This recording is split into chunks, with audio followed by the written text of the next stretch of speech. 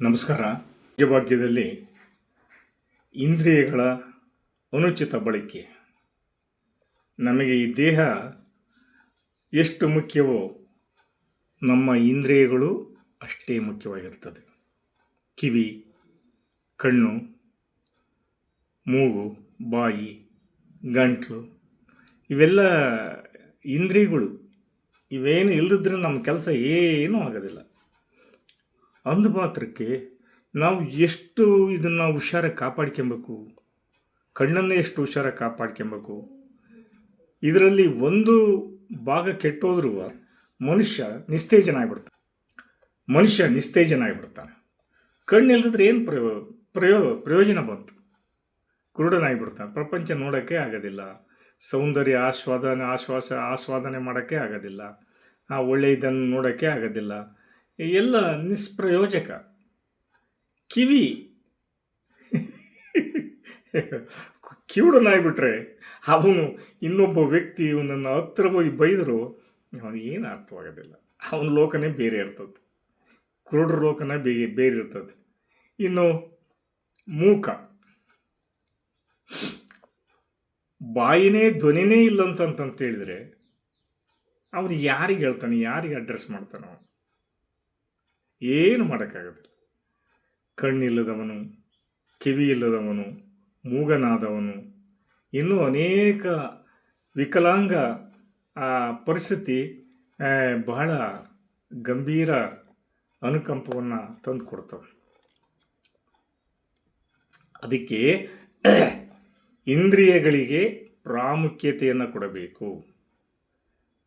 ಮನುಷ್ಯನ ದೇಹಕ್ಕೆ ಈ ಪ್ರಪಂಚವನ್ನು ಸವಿಯಬೇಕಾದರೆ ನಮ್ಮ ಇಂದ್ರಿಯಗಳು ಸರಿಯಾಗಿ ಕೆಲಸ ಮಾಡಬೇಕು. ಸರಿಯಾಗಿ ಕೇಳ್ರಿ.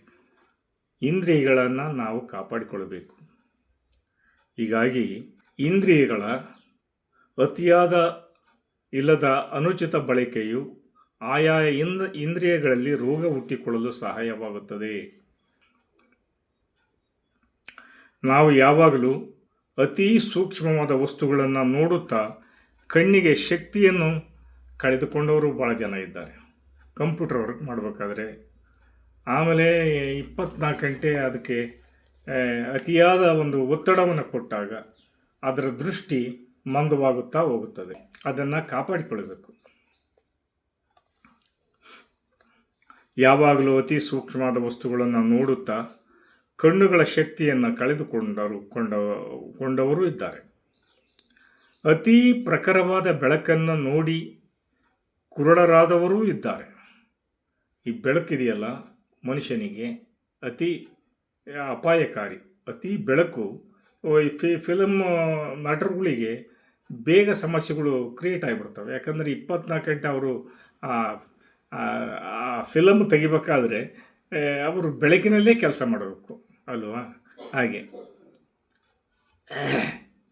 ಅತಿ ಪ್ರಖರವಾದ ಬೆಳಕು ನೋಡಿ ಕಣ್ಣು ಕುರುಡರಾದವರು ಇದ್ದಾರೆ. ಇಂದ್ರಿಯಗಳನ್ನು ಸರಿಯಾಗಿ ಉಪಯೋಗಿಸದೆ, ರಕ್ಷಿಸದೆ, ರೋಗಗಳು ಬಂದಾಗ ಸರಿಯಾದ ಚಿಕಿತ್ಸೆ ಕೊಡಿಸದೆ ಅವುಗಳ ಶಕ್ತಿಯು ಕುಂದಿ ಹೋಗುವಂತೆ ಮಾಡಿಕೊಂಡಿದ್ದಾರೆ. ಇವತ್ತಿನ ದಿನಮಾನದಲ್ಲಿ ನಾವು ನೋಡಿಕೊಂಡಾಗ ಇಂದ್ರಿಯಗಳನ್ನು ಇಷ್ಟು ಕೆಲಸ ಅತಿ ನೆಗ್ಲೆಕ್ಟ್, ಬೇಜವಾಬ್ದಾರಿತನದಿಂದ ತನ್ನ ಎಲ್ಲ ಇಂದ್ರಿಯಗಳನ್ನು ಕಳೆದುಕೊಂಡವರು ಇದ್ದಾರೆ. ಇನ್ನು ಕೆಲವರು ಇಂದ್ರಿಯಗಳನ್ನು, ದೇಹವನ್ನು ಅತಿಯಾಗಿ ದಂಡಿಸುವವರು ಇದ್ದಾರೆ.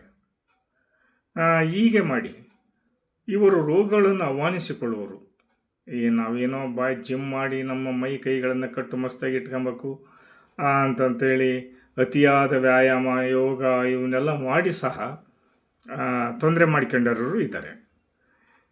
ಬೇಕಾದಾಗ ಊಟ, ನಿದ್ರೆ, ಎಲ್ಲ ವಿಸರ್ಜನೆಗಳು, ಸ್ನಾನ ಮಾಡುವುದು ಇತ್ಯಾದಿ ಇವೆಲ್ಲ ನೈಸರ್ಗಿಕ ಕರೆಗಳನ್ನು ಆಗಿಂದಾಗೆ ಪೂರೈಸಿಕೊಳ್ಬೇಕಾಗುತ್ತೆ. ಟೈಮ್ ಟು ಟೈಮ್ ಊಟ ಮಾಡಬೇಕಾಗತ್ತೆ, ಟೈಮ್ ಟು ಟೈಮ್ ಸ್ನಾನ ಮಾಡಬೇಕಾಗತ್ತೆ, ಟೈಮ್ ಟು ಟೈಮು ಆ ನೈಸರ್ಗಿಕ ಕರೆಗಳನ್ನು ಎಲ್ಲವನ್ನೂ ಮಾಡಬೇಕಾಗತ್ತೆ. ಅದರಲ್ಲಿ ಒಂದು ನೆಗ್ಲೆಕ್ಟ್ ಆದರೂ ನಮಗೆ ತೊಂದರೆ ಉಂಟಾಗುತ್ತೆ. ಒತ್ತಾಯಪೂರ್ವಕವಾಗಿ ಮಾಡಿದರಾಗಲಿ ರೋಗ ಬರುವುದು ಖಂಡಿತ. ಆದ್ದರಿಂದ ಆರೋಗ್ಯದ ನಿಯಮಗಳನ್ನು ಸರಿಯಾಗಿ ನಾವು ನಿತ್ಯವೂ ಆಚರಣೆಯಲ್ಲಿ ಇಟ್ಟುಕೊಳ್ಳಬೇಕು. ಈ ಇಂದ್ರಿಯಗಳ ಒಂದು ಆರೋಗ್ಯವನ್ನು ನಾವು ಸರಿಯಾದ ರೀತಿಯಲ್ಲಿ ಕಾಪಾಡಿಕೊಳ್ಬೇಕು. ಅದರಲ್ಲಿ ಒಂದು ಇಂದ್ರಿಯ ಹೋಯ್ತು ಅಂತಂದರೆ ನಿಮ್ಮದು ಜೀವನ ಅನ್ನೋದೇ ನಾಶ ಆಗಿ ಹೋಗ್ಬಿಡ್ತದೆ. ನೀವೇನು ಮಾಡ್ತೀರ ನೀವು ಅದನ್ನು ಪೂರ್ವಗ್ರಹದಲ್ಲಿ ನಾವು ಅದನ್ನು ಅರ್ಥ ಮಾಡ್ಕೊಬೇಕು. ಕಿವಿಯ ಬೆಲೆ ಏನಿದೆ, ಕಣ್ಣಿನ ಬೆಲೆ ಏನಿದೆ, ಮೂಗಿನ ಬೆಲೆ ಏನಿದೆ, ಬಾಯಿಯ ಬೆಲೆ ಏನಿದೆ, ಇವನ್ನೆಲ್ಲ ಅರ್ಥ ಮಾಡಿಕೊಳ್ಬೇಕು. ಅದೇ ಮೇಯ್ನ್ ದೇಹದಲ್ಲಿ ಕೆಲಸ ಮಾಡುವಂತಂದ್ರೆ ಅವಯ. ಇವನ್ನೆಲ್ಲ ಬಿಟ್ಟು ನೀವು ಏನೇನೋ ಮಾಡೋಕ್ಕೆ ಹೋದರೆ ಅವು ಏನೇನೋ ಆಗಿಬಿಡ್ತಾವೆ ಅಲ್ವಾ.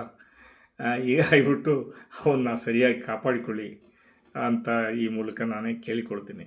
ಇನ್ನು ಆ ಪರಿಸರ, ಸುತ್ತಲಿನ ಪರಿಸರ ಸಹ ನಮಗೆ ಇವುಗಳಿಗೆ ಅಷ್ಟೇ ಪ್ರಾಮುಖ್ಯವಾಗಿರುತ್ತದೆ. ಒಂದು ಮನೆ ಕಟ್ಟಬೇಕಾದ್ರೆ 100 ಸರಿ ನಾವು ಯೋಚನೆ ಮಾಡಬೇಕಾಗುತ್ತದೆ. ಅದರ ಪರಿಸರ ಹೆಂಗಿದೆ, ಅವು ಸಹ ಪ್ರಭಾವವನ್ನು ಬೀರ್ತವೆ. ಒಳ್ಳೆಯ ಪರಿಸರದಲ್ಲಿರುವ ಆರೋಗ್ಯ, ಒಳ್ಳೆಯ ಪರಿಸರ ಕೆಡ್ತು ಅಂತಂದರೆ ಆದ್ದರಿಂದ ಈ ಸೀಮೆ ಬಂದ್ಬಿಡ್ತವೆ, ಬೇಗ ಬಂದ್ಬಿಡ್ತವೆ ಅಂಟು ರೋಗಗಳು. ಆಮೇಲೆ ಕೊಳಚೆ ಪ್ರದೇಶದಲ್ಲಿ ವಾಸವಾಗಿರೋ ಕೆಮ್ಮು, ನೆಗಡಿ, ಜ್ವರ, ಕ್ಷಯರೋಗ, ಅನೇಕ ರೋಗಗಳು ಅಂಟ್ಕೊಂಡ್ಬಿಡ್ತವೆ. ಹೀಗಾಗಿಬಿಟ್ಟು ನಾವು ಪರಿಸರಕ್ಕೂ ರೋಗಗಳು ವಿಶೇಷವಾಗಿ ಅಂಥ ಸ್ಥಳದಿಂದಲೇ ಕಂಡು ಬಂದಿವೆ. ಆದ್ದರಿಂದ ಒಳ್ಳೆಯ ಪರಿಸರದಲ್ಲಿರುವ ಆರೋಗ್ಯಕಾರಕ ಮನೆಯನ್ನು ಸ್ವಚ್ಛವಾಗಿ ಇಟ್ಕೊಳ್ಬೇಕು. ಗಿಡ ಮರಗಳನ್ನು ಬೆಳೆಸಬೇಕು. ವನಗಳನ್ನು ಸೃಷ್ಟಿ ಮಾಡ್ಕೊಬೇಕು, ನಾವೇ ಸೃಷ್ಟಿ ಮಾಡ್ಕೊಬೇಕು. ಮರ ಗಿಡಗಳು ಇದ್ದರೆ ನಮಗೆ ಒಳ್ಳೆಯ ಆಮ್ಲಜನಕ ಎಲ್ಲ ಸಿಗುತ್ತದೆ ಅನ್ನುವ ಮಾತನ್ನು ಈ ಒಂದು ಎಪಿಸೋಡ್ ಮೂಲಕ ನಿಮಗೆ ವಿಷಯಗಳನ್ನು ನಿಮ್ಮ ಮುಂದೆ ಆರೋಗ್ಯ ಬಗ್ಗೆ ತರ್ತೀನಿ. ಹೀಗಾಗಿಬಿಟ್ಟು ಇವಷ್ಟು ಇಂದ್ರಿಯಗಳನ್ನು, ದೇಹವನ್ನು, ಕೈಕಾಲುಗಳನ್ನು, ಕೈಗಳನ್ನು, ನಮ್ಮ ದೇಹದ ಅವಯವಗಳನ್ನು ಸರಿಯಾಗಿ ಕಾಪಾಡ್ಕೊಬೇಕು. ಕೈಗಳು ಆಕ್ಸಿಡೆಂಟ್ ಆದರೆ ಒಂದು ಕೈ ಹೋದರೆ ನಿನ್ನ ಪರಿಸ್ಥಿತಿ ಏನಾಗುತ್ತೆ? ಒಂದು ಕಾಲು, 2 ಕಾಲು ಹೋಗ್ಬಿಟ್ರೆ ನೀನು ಏನು ಮಾಡ್ತೀಯ ನೀನು ಅಲ್ವಾ? ಎಲ್ಲ ಪ್ರತಿಯೊಂದು ಅಂಗಗಳು, ದೇಹದ ಅಂಗಗಳು ಸಹ ಭಾಳ ಇಂಪಾರ್ಟೆಂಟ್, ಬಹಳ ಮುಖ್ಯ. ಆ ಇಂದ್ರಿಯಗಳು, ಕೈ ಕಾಲುಗಳು ಇವನ್ನೆಲ್ಲ ಸರಿಯಾಗಿ ನಾವು ಉಪಯೋಗಿಸ್ಕೊಬೇಕು, ಸರಿಯಾಗಿ ಇಟ್ಕೊಬೇಕು. ಇವೆಲ್ಲ ಇಟ್ಕೊಬೇಕಂದ್ರೆ ನಮ್ಮ ಮನಸ್ಸು ಶಾಂತಿಯಾಗಿರಬೇಕು.